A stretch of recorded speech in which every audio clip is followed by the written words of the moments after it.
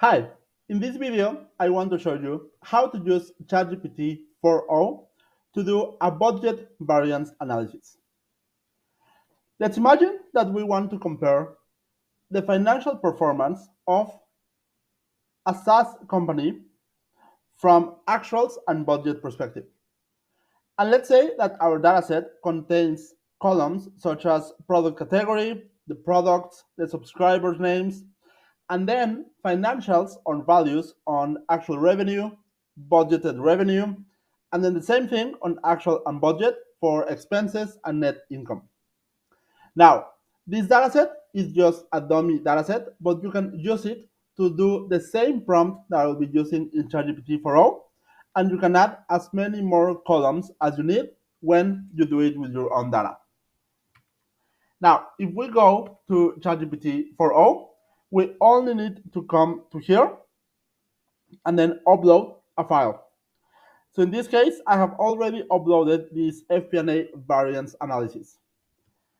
For this demo, we're going to use the prompt, analyze this data.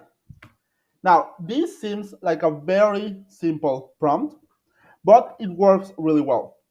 And that is because ChatGPT 4.0 will understand your dataset and will tell you, as you can see in here, at first, what the dataset is about.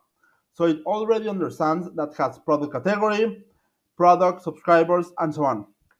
If you don't agree with these descriptions, then you can tell it, but then it will tell you the initial analysis steps, one by one.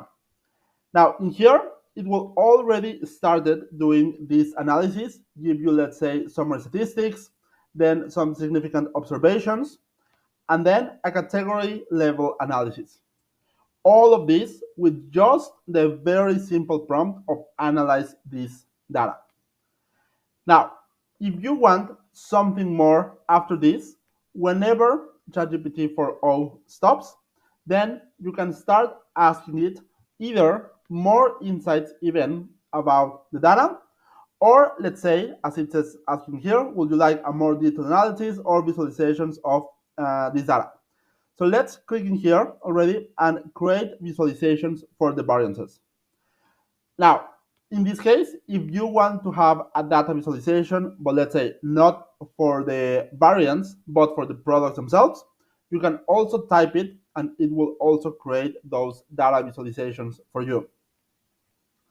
As you can see in here, it's already creating this net income variance by product category. Now, in here, you can go in this little icon and expand the chart to make it look a little bit bigger.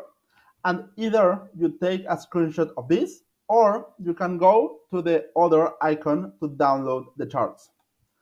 Now, again, if you want to have other different data visualizations, or even in certain different colors, or in certain different type of graph, you can also tell it in here, and it will provide you with those data visualizations.